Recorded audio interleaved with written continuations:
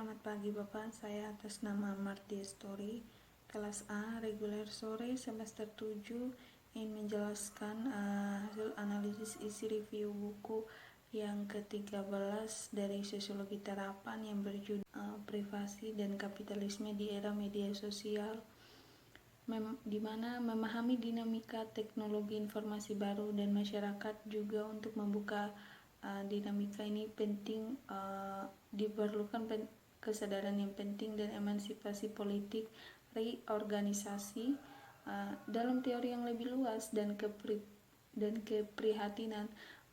Bab yang melengkung akan mendukung kerangka teori yang disebutkan oleh Freppi-Sures, di mana kerangka daripada kapitalisme, pikiran krisis privasi yang didokumentasikan dengan baik dalam era digital berkaitan dengan permasalahan umum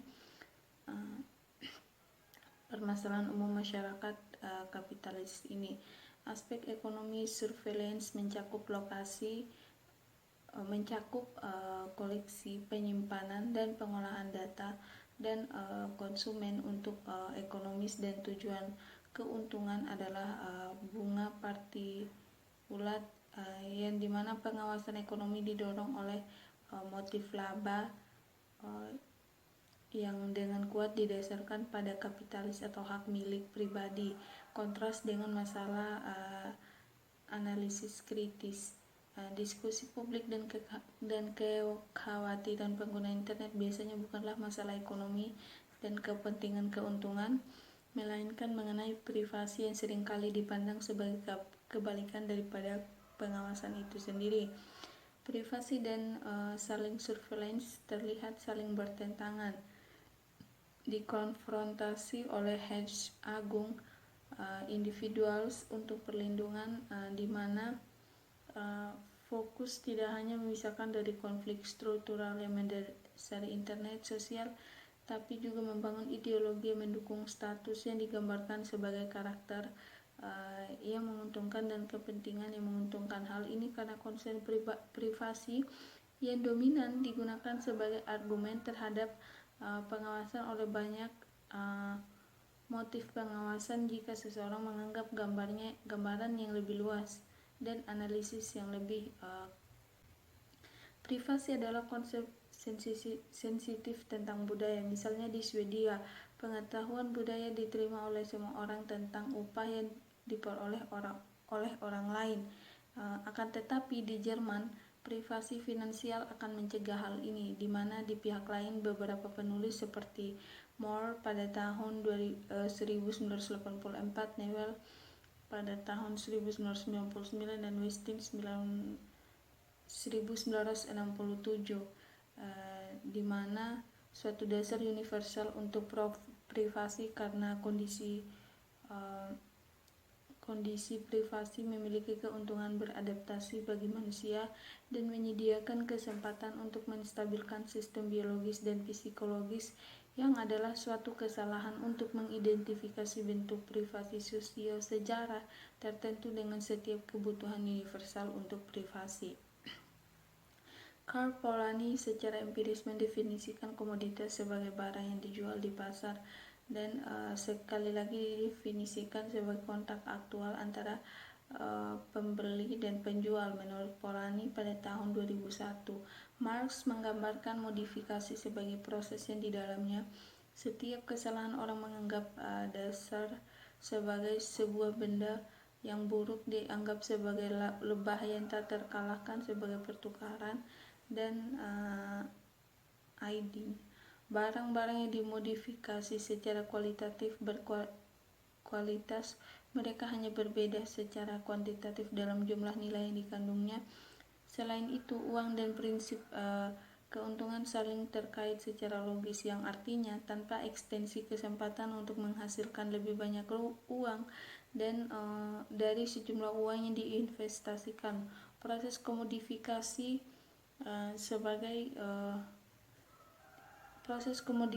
tidak akan menjadi ciri utama modern masyarakat yang merupakan masyarakat kapitalis. Proses komodifikasi sebagai kekuatan pendorong dalam masyarakat termasuk keberadaan uang dan keuntungan. Vincent Mosco membedakan komodifikasi antara komodifikasi dan komersial. Menurut Mosco pada tahun 2009, dia berpendapat bahwa proses yang terakhir belum tentu melibatkan pekerjaan menjadi komoditas. Komodifikasi tenaga kerja konstitutif kapitalisme seperti yang telah ditunjukkan Marx. Seseorang hanya akan berdagang pada tenaga kerjanya ketika pemisahan lengkap antara pekerja dan kepemilikan kondisi untuk realisasi kerja mereka. Menurut Marx pada tahun 1867 dan 1976, mapan dalam masyarakat persisnya ini terjadi ketika kapitalisme muncul. Marx menganggap proses pemisahan sebagai akumulasi model primitif dan menggambarkannya sebagai proses pengambil alihan yang kejam sebagai sebagian besar populasi, dan akibatnya pekerja menerima kebebasan ganda. Buruh adalah alat produksi yang akan dihasilkan yang diperlukan untuk mereproduksi dan mengembangkan, tetapi juga memiliki kepemilikan diri dan grad yang kepemilikan diri untuk mengkontrakkan tenaga kerjanya. Pandangan yang lebih sempit tentang komodifikasi akan mempengaruhi pembelian literal dan menjual barang di pasar, dan arti yang lebih luas dari perdagangan modifikasi akan mencakup hal-hal yang diperlakukan sebagaimana mestinya dan dipertukarkan meskipun sebenarnya tidak. Modifikasi adalah praktik dan pandangan dunia pada pasar literal dan metaforis menurut Radin pada tahun 1996, dan tidak ada perbedaan tajam antara tindakan dan wacana, antara kata-kata dan dunia seperti dikatakan Radin dalam kontrateks ini. Joseph berbicara tentang pengkodean ekonomi ketika pilihan di antara secara formal kegiatan non-komersial dipengaruhi oleh untung rugi atau ekonomi perhitungan biaya manfaat. Menurut Radin, modifikasi atau komodifikasi dalam konseptualisasi mencakup 4 indikasi, yaitu objektifikasi, kesepadanan, kesesuaian, dan kesetaraan uang. Dia menjelaskan ini sebagai berikut. Objektifikasi berhubungan dengan komitmen ontologis. Dengan objektifikasi berarti anggapan status sebagai sesuatu dalam pengertian bagi sebagian orang hal yang dapat dimanipulasi atas keinginan orang. Dalam buku ini, hubungan kuat antara dunia dan kata-kata seperti yang ada dalam gagasan komodifikasi sangat penting dan berulang kali teringat. Fokus pada ranah dunia dan praktik ekonomi dengan menganalisis komoditas nyata. Privasi dalam kapitalisme informasional. Menurut Colin C. Williams pada tahun 2000 hingga 2003 berpendapat bahwa ada kualitas komodifikasi yang terdiri dari barang dan jasa yang diproduksi dan dipertukarkan. Pertukaran barang dan jasa ini dimonetisasi, dan yang ketiga, produksi karena pertukaran dimodifikasi oleh prinsip. Dalam teori Marxis umumnya dianggap bahwa kualitas-kualitas ini muncul bersama tidak hanya dalam sejarah logis tetapi juga terkait secara logis, meskipun ada diskusi yang hidup dari potensi sosialisme pasar dan status logis dan sederhana. Meningkatnya worldization kontemporer melalui uang dan meningkatnya dalam world kontemporer pada tahun 1986.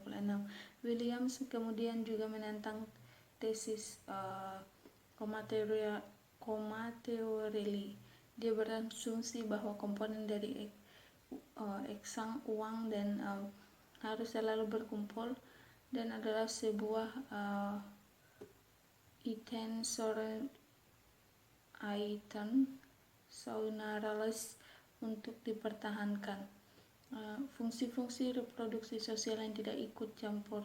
Menurut Williams pada tahun 2003 masuk akal bagi pelaku ekonomi untuk melakukan produksi kompetitif. Kata-kata dan dunia adalah dua aspek dari modifikasi dan akan dirujuk pada aspek-aspek ini dalam pembahasan sebagai diskursif dan praktis atau material ekonomi keprivasian. Poston berpendapat bahwa komodifikasi atau modifikasi mengartikan bentuk historis hubungan sosial yang spesifik yang disusun sebagai bentuk kegiatan sosial yang ada pada saat yang sama dan membentuk tindakan, pandangan dunia, dan watak orang sebagai kategori praktek.